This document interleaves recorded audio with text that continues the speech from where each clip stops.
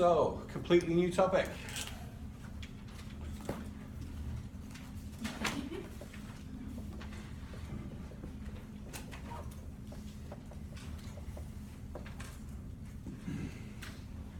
The remainder of the textbook is biological molecules and some special topics. Most of the biomolecule stuff will be done in more detail and in better quality by somebody else. If you're taking a biochemistry class, they're going to spend weeks and weeks talking about amino acids. We could have done that in a day and a half. So you're going to get all of that information better somewhere else. What we can do, the chapter with the most chemical content in it, instead of, because at some point you take amino acids, we can look at those. They're relatively interesting on their own, but you build them into peptides and then into proteins, and it gets out of hand. And once the physical properties of the material takes over, like you turn amino acids into a peptide and then into a protein, and they become so vast that the physical properties of the material now determine what's going on rather than the chemical properties. We're talking about biology now, or physics, or biophysics, and we're not talking about chemistry anymore. So the thing that's remaining in the biomolecules that's of interest chemically to us is carbohydrates. There's plenty of chemistry in this chapter. So carbohydrates are what they say they are, because simple carbohydrates, these are sugars, have chemical formula of however many number of carbons you have, you would have the same number of waters of hydration. So we see things like glucose. We're going to come back to glucose time and time and time again. Glucose is far and away the most important of the sugars that we'll deal with, because it's the one that humans metabolize. There are lots of other sugars, but they're all going to pass through the funnel of glucose. Glucose is C6H12O6. So for every 6 carbons you have, I've got 6 water molecules, 12 hydrogens and 6 oxygens. This is true of those sugars that we call simple sugars or monosaccharides. This is true for monosaccharides. Once you start making a simple sugar and then you bind those sugars together, we're going to do that in a condensation reaction, so it's going to lose a molecule of water. This isn't going to quite work for us anymore, but it's true in the simplest case.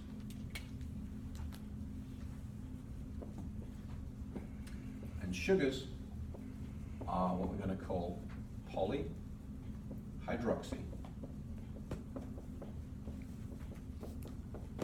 aldehydes or ketones.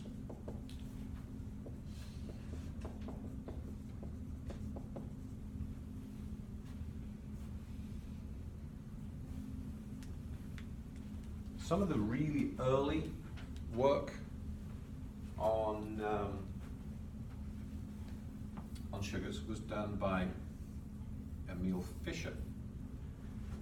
He of the Fischer projection, and he's given us the template that we're going to use from now on. We're going to write the molecules from top to bottom with the functional group. These are polyfunctional molecules. These are polyhydroxy aldehydes or ketones.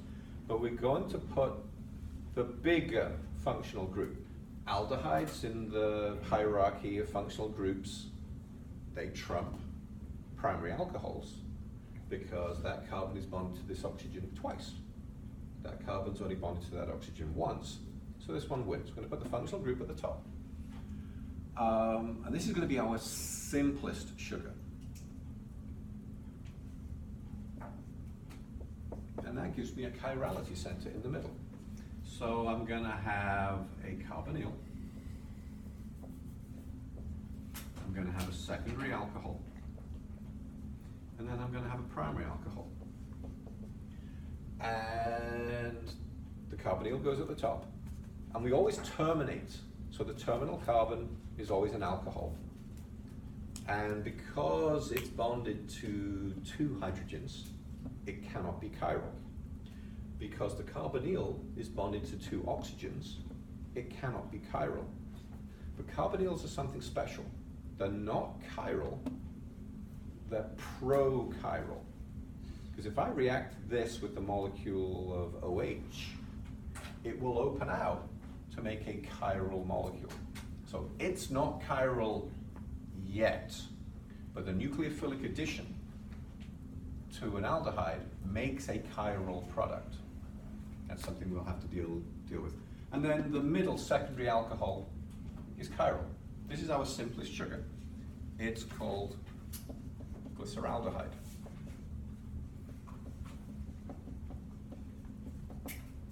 And Fischer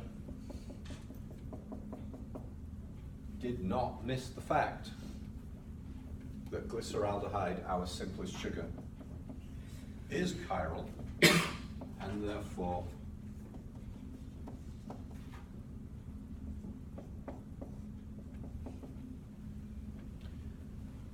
comes in 2 flavors.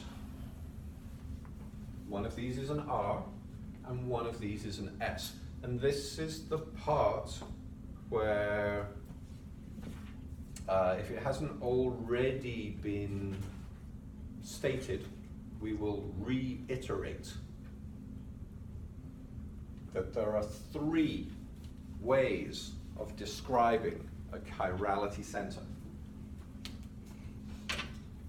Those 3 ways, do we know what the 3 ways of describing what a chirality center are? So it has to be, so in order to be chiral, the center right here has to be attached to 4 different items. And this one's got a hydroxy, an aldehyde, a hydrogen, and a methanolic group right here. So it's chiral, but in notation, how do I notate that it's different than that one? We've got R and S. R and S is our chemical notation. In the chemistry world, we say, look at this molecule down the bond of lowest priority. That currently is not possible for us because a Fischer projection actually means this. We're going to prioritize the bonds in terms of their atomic mass. So you're supposed to do this in 2 steps. You're supposed to say, I'm going to prioritize the atom that is directly attached to the chirality center in terms of its atomic number. And then if there's a tiebreaker, then we look at atomic mass. But why don't you just look at atomic mass straight up? This seems like the sensible thing to do to me. So atomic mass of 1, atomic mass of 12, atomic mass of 16, atomic mass of 12. All right, I have a tiebreaker here. So now we look further down the chain. This carbon is attached to a 1, and a 16. This carbon is attached to a 1, and a 16, and a 16. You count it twice. So that one wins. This is number 1, because it's a 16. This is number 2, and that is number 3.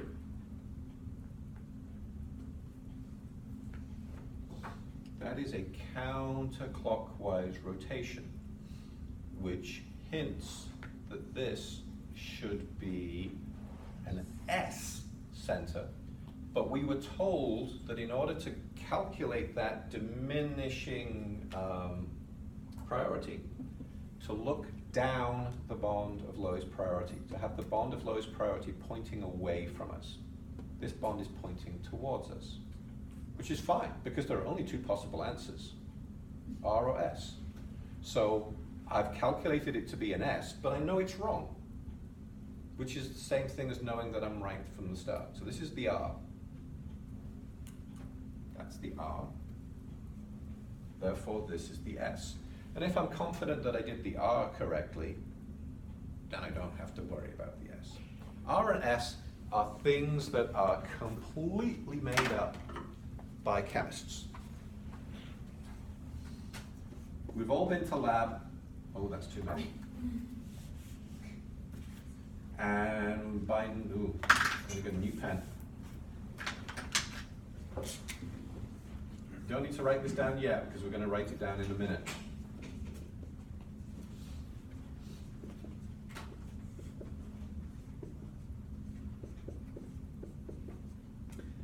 This is glucose. We looked at it in lab a week ago. Are you really going to make me name the 4 chirality centers based on their configuration? Am I really going to have to figure out which one is an R 4 times over? No.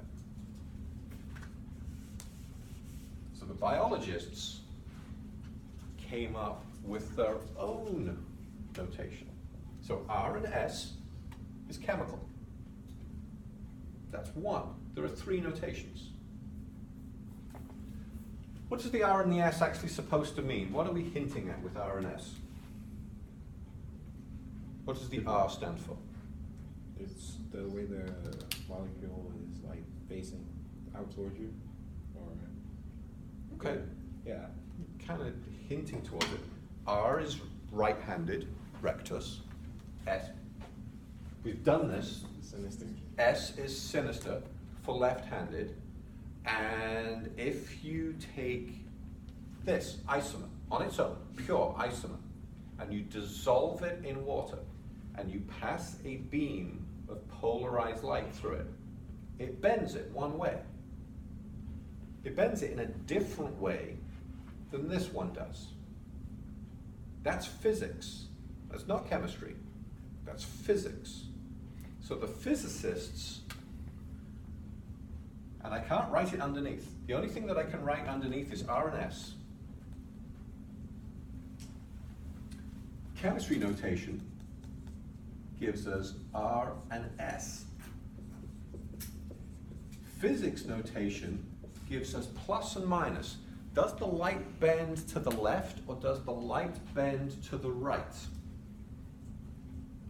Does the R bend the light to the right? Yeah. No. This means the light is bent to the right. That means the light is bent to the left. If you pass a beam of light, Oh, it's backwards.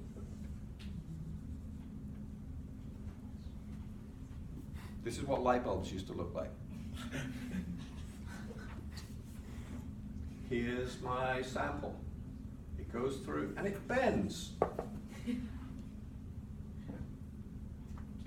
If it bends to the right, we call that plus.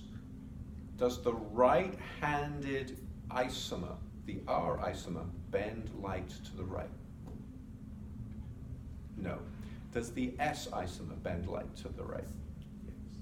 No. It depends. R and S is a completely manufactured, made-up way of making our lives easier / helps us torture undergraduate chemists. It is a completely manufactured notation. It tells us, I can write this and write that, or have you reconstruct this picture just because I put the R in front of the word. Plus and the minus is the actual physical outcome. Toss a coin. You don't know what we're going to get. Sometimes the plus is the R, sometimes the plus is the S. I know I pointed to the wrong one. did it for effect. All right, so now we've got the physical manifestation of chirality and the chemical notation being different. You just have to live with it. And then biology comes along, and biology says, I am not learning all of that configuration. It's okay if you've just got R and S glyceraldehyde, but once you start throwing multiple chirality centers, and our interesting carbohydrates are going to have 5 and 6 carbons in them. That's too much R, R, R, S, S. That's asking for you to say it wrong and get it mixed up. So what they do, they give us another right-handed, left-handed notation. So we have rectus and sinister for right-handed and left-handed. And then we have dextro, right-handed, levo, left-handed. Now, modern American speak doesn't like this combination of vowels. We have it in other words. Caesar, right? Julius Caesar is an A-E. It's in a bunch of different words, and it's pronounced as an E. So, I don't know, is that threatening?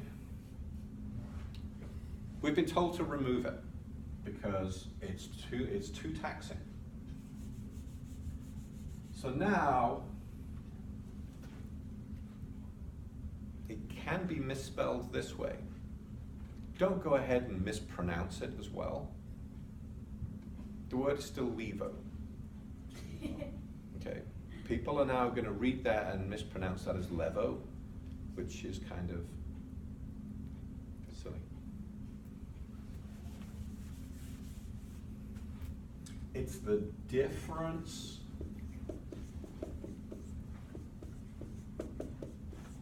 between these two words. That means child, and this means foot. You take your child to the pediatrician, and you stand on a pedestal, and you ride a bicycle with pedals, and all those, and the llama is a quadruped. All of those things. And then you allow some idiot on the television, like Dan Rather, to mispronounce a word off a teleprompter and mispronounce the child part of the word as foot. It's kind of uncomfortable to say, but you know where I'm going. And now the whole world is messed up, so don't do it. Latin has existed for thousands of years, even though it isn't in common use anymore. We have no right to go ahead and change its spelling and its pronunciation. It has existed for thousands of years. Let's just keep it as it is. Okay. Glucose.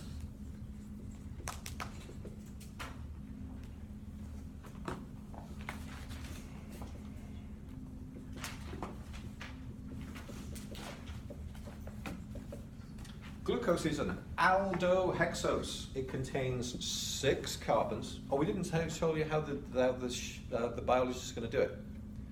D and L. So here's my glyceraldehyde. Not bad. I can fix it.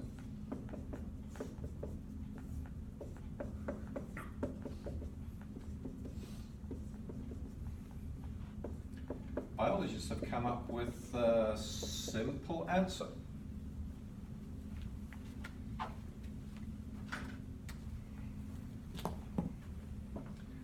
You write the molecule from biggest functional group to puniest functional group. So the primary alcohol goes at the bottom. Primary alcohols are achiral. And then you only notate the bottom chirality center. If it's on the right, it's a D. If it's on the left, it's an L.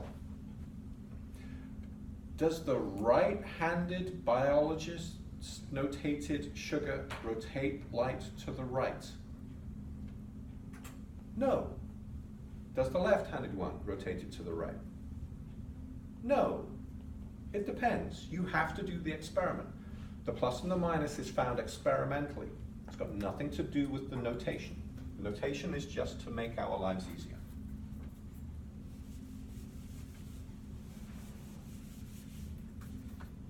Okay. Well, it turns out, and we hinted at this in lab class a couple of weeks ago, that an aldohexose, okay, you're going to need a lot of paper. I'm going to use the entire board. An aldohexose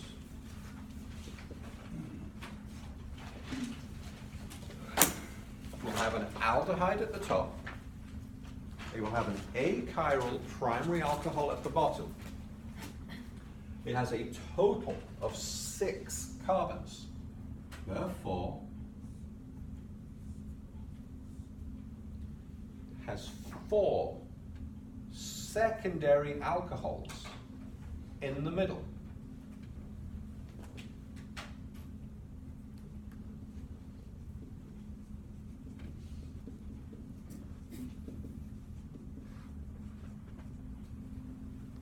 That gives me 4 chirality centers.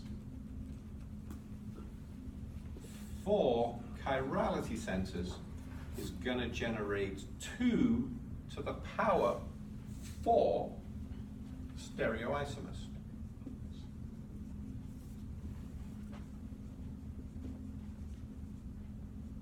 Which is equal to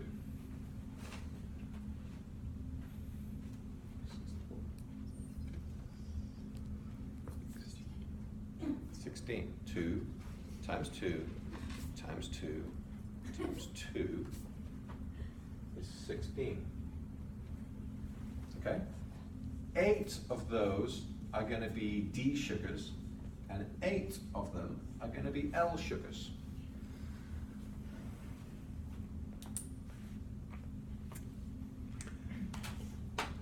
It's working to our advantage because quirk of fate, on planet Earth, all the biologically occurring sugars are right-handed. So the left-handed ones are of no metabolic consequence to us at all. We don't need to study them. We don't need to draw them. They're off the table. That means we have to consider the other 8.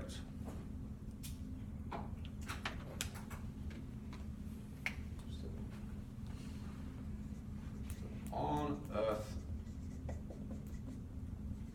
all sugars are D sugars. We go back about 10, maybe a little bit more years ago now. NASA sent a probe to Mars, and while they were in the planning stage, they were discussing what was going on. They said, we're gonna fly up a little plate of sugar, and if there's any bacteria in the Martian atmosphere, bacteria love sugar, right? So they're gonna send up a little plate of gel, sugar gel, with a camera pointing at it, or a microscope looking at it from the underside, or whatever it was, and they're gonna watch to see if anything grows on it. And somebody said, you are, of course, assuming that Martians are right-handed. Just because sugars on this planet are right-handed doesn't necessarily mean that other places in the universe, they would also have right-handed sugars. The left-handed sugars exist, apparently for no reason. Who knows? I think it's a really, really bad idea altogether. Because if there is life on Mars, I don't think we should let them know that we have food. Basically. Oh, that camera catches a little left hand coming out to grab the sugar cubes.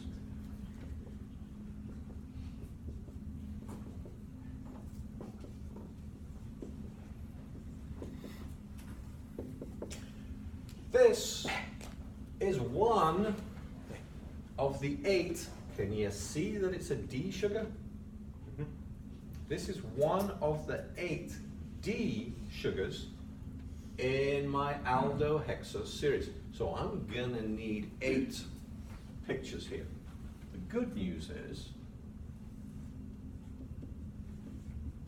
because they're all Ds,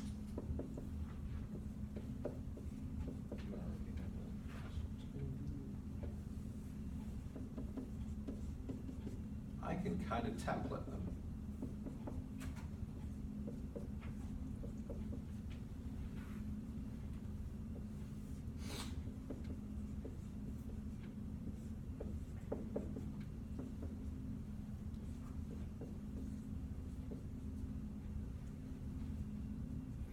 They're getting a bit taller than they used to be.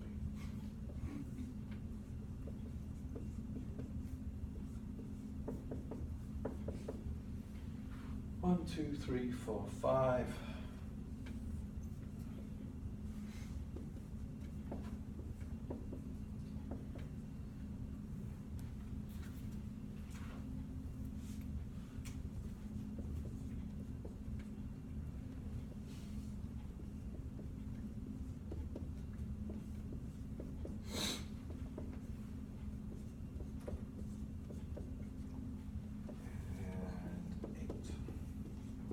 By the way, top right here, I just looked up when our chemistry final is. So it's only, right? 23rd, it said. 23rd. Oh, no. It's on Wednesday, yeah. No, wait. No, It's on Monday. It's on Monday. Monday the 23rd, 10:15. Yeah. You want to move that to 3 o'clock? No. 1, 2, 3, 4, 5, 6, 7, 8. Okay? They're all D sugars. This bottommost chirality center is pointing to the right. Okay. Remember when we had chirality centers the first time around and you saw diastereoisomers? We're going to do the same kind of thing. We're going to look at this molecule, and we're going to keep most of it intact. And then I'm just going to change out one of the positions. The carbonyl at the top is the most important carbon. We're going to call that number 1, number 2, number 3, number 4, number 5. Achiral primary alcohol at the bottom gets to be carbon number 6.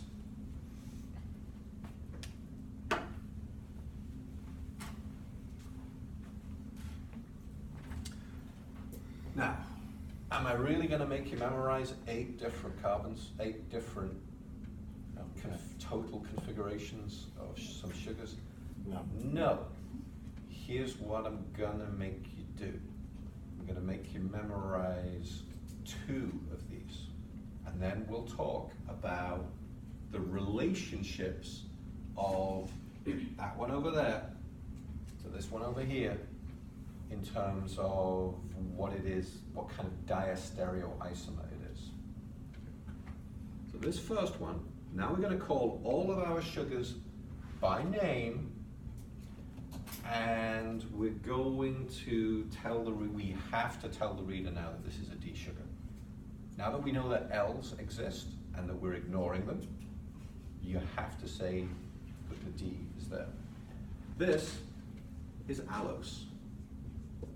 And that's really easy to remember because all of the hydroxy groups are all on the same side. All of them. It's easy. You have to know that one. You must know this one. Not because it's important, but because it's easy and I can refer the other carbohydrates back to it.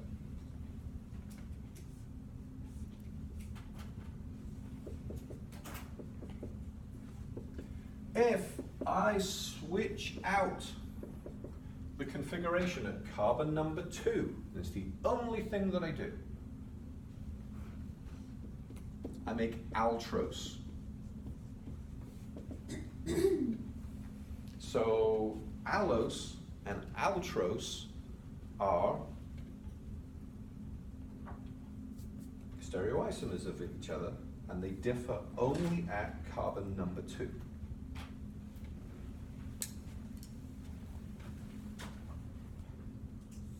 If I put it back, I put carbon 2 back to where it was, and I switch out the configuration at carbon number 3,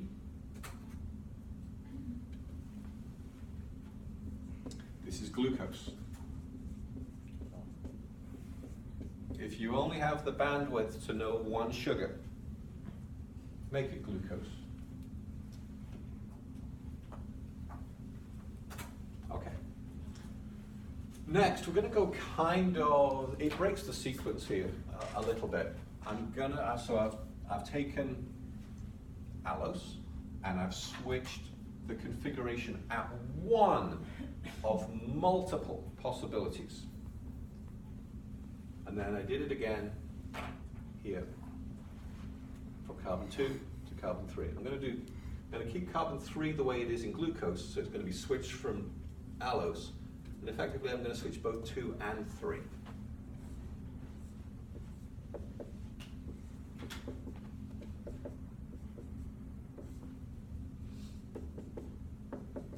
And this is mannose with 2 N's.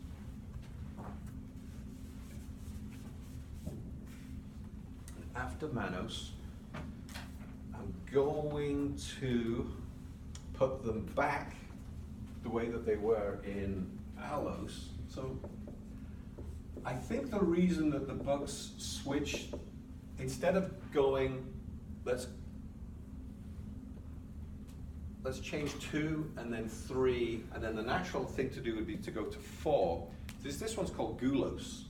And I think that gulose and glucose kind of look similar from a distance, and I think at some point this may have been confusing. So I think that's the reason that they popped mannose in its place. And then from gulose, just want to do it the same way. We're going to hit idose, which is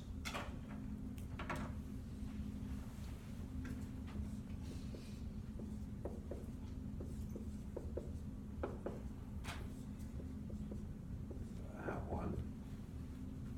So you take a gulose and you switch carbon 2.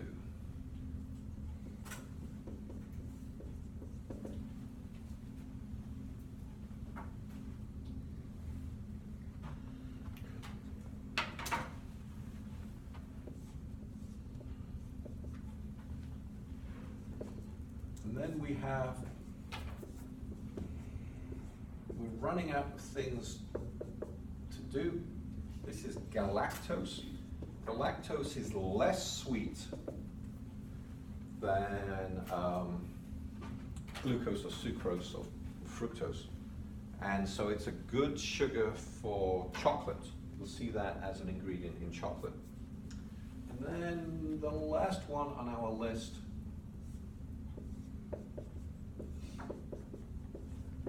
has those top three chirality centers all being over on the left, and let's just take this.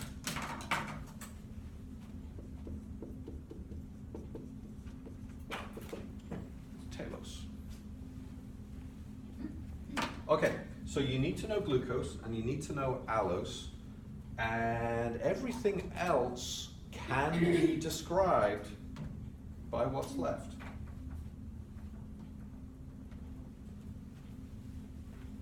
Okay. So we've got words to describe this. What's the relationship between allose and altrose?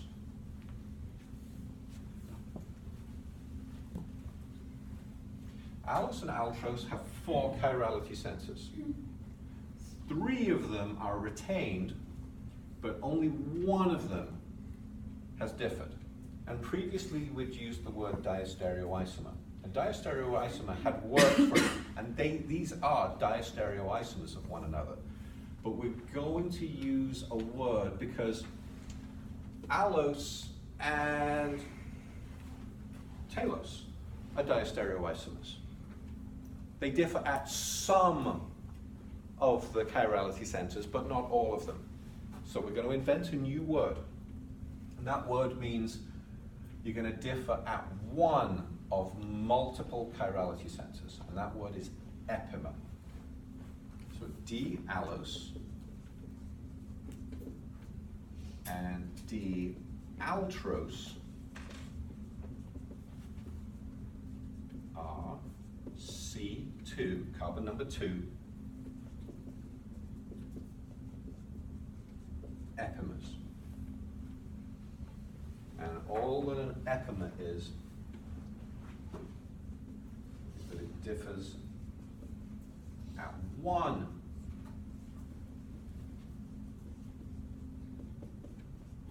multiple chirality centers.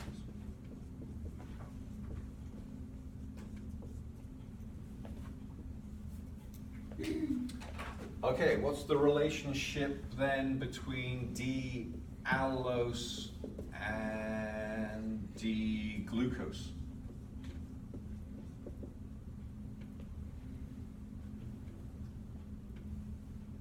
This is allose. See, that's glucose. That's the same. This is the same. That's the same. This one's different. That's the same. That's the same. These are C3 epimers. Okay. Let's look at the relationship between glucose and mannose.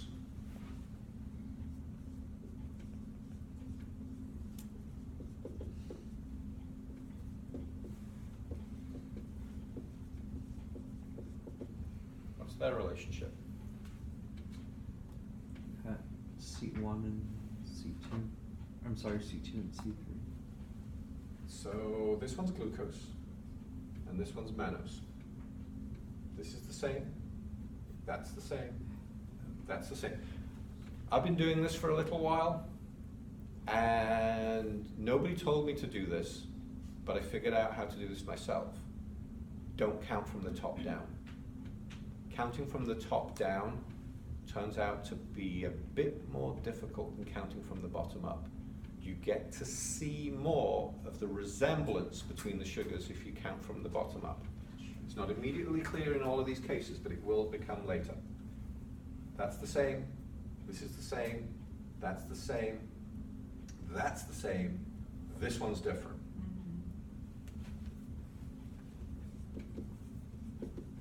They are C2 epimers. We're out of time, the clock is ticking. Just think for a second. What's the other big buzzword that we need to talk about in terms of chirality? E and Z. Those are stereoisomers, but they're not for chirality centers. We have so not on the board yet. diastereoisomer, and Epimers a new word. What's the word that's missing? Enantiomer. What is the enantiomer of D-glucose?